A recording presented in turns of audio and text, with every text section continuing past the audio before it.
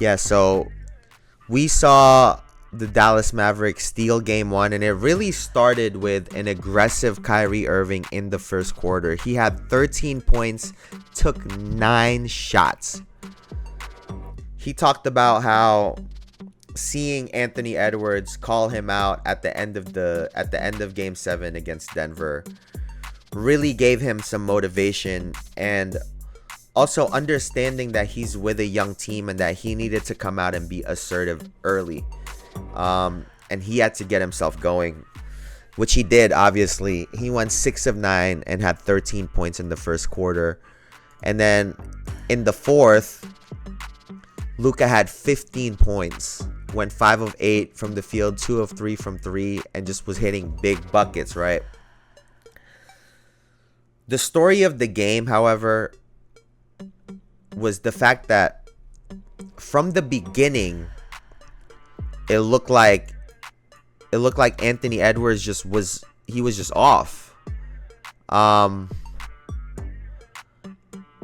it comes with, when you see plays like this, when you see a play like this where he is coming off of this, right? Look at this. And this is what Shea had done a really great job of against Dallas in their last series, was just taking this shot. He has all the space in the world, and for whatever reason, he passed it up. Now, maybe he just didn't get lift on his legs because it looked like he didn't jump very high. I don't know if he's injured. He just has dead legs. There were a couple scenarios where he had just thrown the ball away, just being super careless. And it affected them. He needs to be aggressive moving forward. And it wasn't just Kyrie. I don't know if they had seen something, because Kyrie was able to attack Anthony Edwards on the closeout, right? Look at how upright Edwards is. He's not even in like a defensive stance, ready to engage Kyrie, and Kyrie just attacks right away, right? Same thing later on against, not in this play, but like just right here, being upright, Luka just able to really make a play. They did a great job of spacing the floor out and really force this one-on-one, which is something that I was talking about is going to be something to look out for and watch. Can McDaniels and Anthony Edwards contain the two guards for the Dallas Mavericks? And last night, the answer was a hell no. Hell no. They were just too much for them. And then when they did start to double, and this is fucking unacceptable.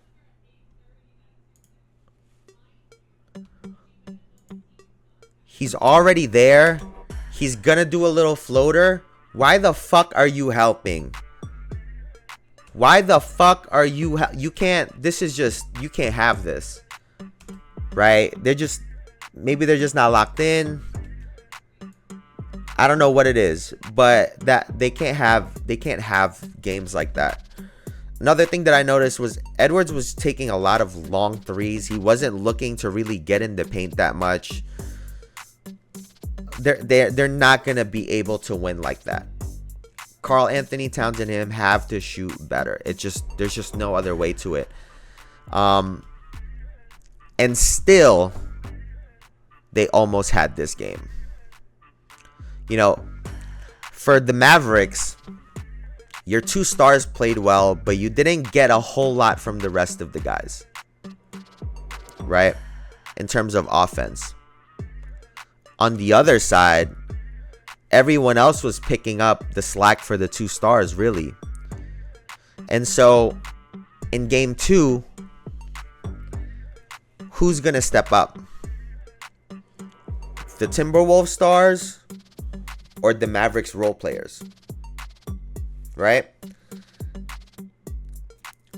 will Minnesota keep blitzing the pick and rolls and blitzing Luka, right? There were a couple turnovers that Dallas had. They have to be picky when they're double teaming him, right? You have to be able to live with Luka taking step backs, Luka trying to draw a foul, and you have to just stay up on him. You cannot lean over and be out of defensive position, right? You have to stay disciplined in one-on-one situations against him. Will the Timberwolves steal from OKC, right? We saw OKC leave Luka in a lot of single coverage against Lu Dort. On the other side, they kept double teaming Kyrie, so Kyrie couldn't get going, right? Are they going to have to do something similar? Because the difference between Kyrie and Luka is Kyrie is not going to consistently take bad shots. He's going to pass the ball and give the ball up, trying to make the right play. However, Luka in one-on-one can settle for those step backs, long shots. If the fouls aren't going his way, he's going to complain and try to draw even more, right? So OKC's mindset was try to stay with Luka, right? If he gets shots, you live with it. He's going to miss some of them to just make it difficult for him. Kyrie, we can't allow him to get going because especially at this point in his career, he's learned to be really efficient, right? So they have to balance when they blitz these guys. Who's going to come out scoring game 2? Is it going to be Kyrie or is it going to be Luka? If I had to take a guess, it's probably going to be Luka. Especially the way Jaden McDaniels got going really early in this game. Luka's going to try to get him in foul trouble, try to tire him out and wear him out early. Take him away from the offense, right? On the other side, look for Anthony Edwards to try to be more aggressive on offense. If he has the Derrick Jones matchup on him, if they try to hunt the Kyrie matchup for him, he needs to take these guys off the dribble. Hopefully the day rest is good for them, right? They're ready. They look at some of these things. There are opportunities there, right? He needs to get into his mid-range bag. Like I said, Gafford and Lively are going to make it difficult on offense and on defense, right? They're active, going for alley-oops, and on defense, they're super active. Gafford, Lively, PJ Washington also does a great job of it. So I heard him say it in game 7, right? Against Denver. He kept saying, "Oh, they're trapping me. I'm going to have to get to the rim in the fast break." And that's what he's going to have to do. The Dallas Mavericks are going to give up those mid-range shots. He's going to have to take them and make them. He's going to have to continue to hit some threes, right? Thankfully for him, he's a better three-point shooter than SGA is, so he can try to make them pay. But he's really going to have to explore the mid-range and take advantage of it because they're going to give it up. It'll soften the defense up. He'll be able to get alley-oops to Gobert. Drop passes to Naz Reid and Cat. And Cat also needs to take advantage of his mismatches. They need to post him up. He can't keep dribbling from the three-point line. They have to post him up, right? When he does fadeaways, it's going to be easier from that range. The Dallas Mavericks, for me, it's simpler. On offense, it's just a matter of making reads. Because on one-on-one, you can kill them. And if they blitz you, you just have to make the right play. And for their big guys, for Gafford and Lively, the big news has to be catch it and then make a play. Don't catch and make a play at the same time. Meaning, they're so used to the alley-oops, right? When they're getting the ball in the short roll, because they're blitzing them high, they're catching and already trying to get moving. Because they know the defense is coming. Instead of catching it, looking at your options, you have jabs, you have a dribble and a spin.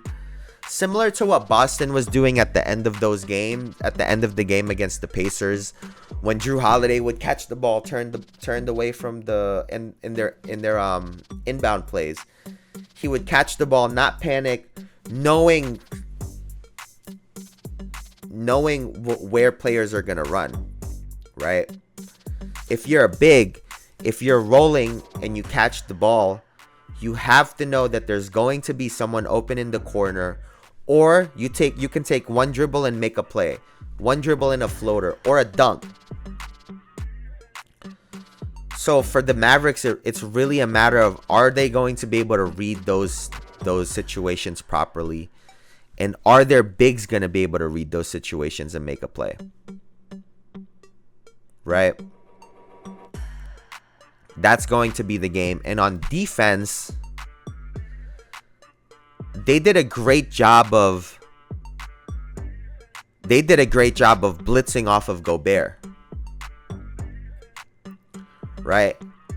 They were targeting Gobert on defense whenever they pull him out, attacking him off the dribble. And on offense, they were letting him be the scorer. He had, let me see.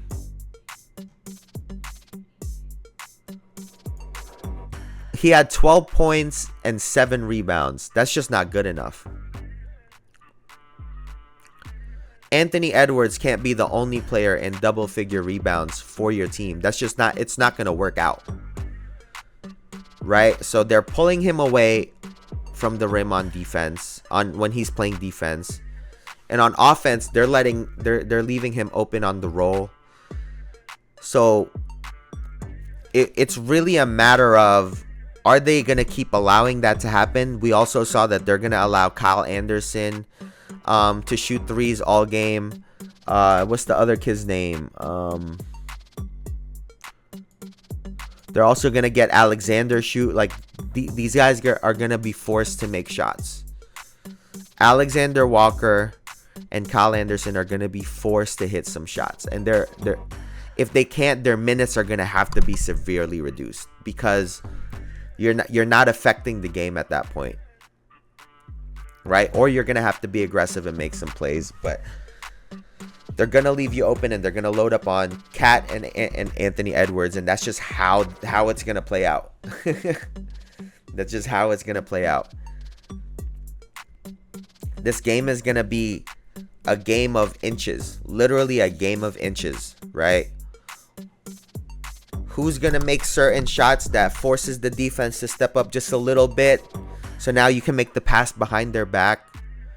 Who's gonna get the tips on the alley-oops, right? Just because you showed hard, knowing he would pass it back and Gobert can get back, and who's gonna make those little plays? I guess 6 games. This shit is looking like a 7-game series. It looks close as hell. Because like I said, it's going to be a game of the minimum adjustments within the game. Right? I feel like personnel-wise, this is the series, right? The players that we saw playing, that's going to be it. And it's going to be, is Kyrie going to be able to get a first step on Anthony Edwards and get shots off? Is Anthony Edwards going to be able to cut him off? It's going to be that kind of game. Right? It's going to be so fun to watch these stars go at it, because they're going to have to come up big.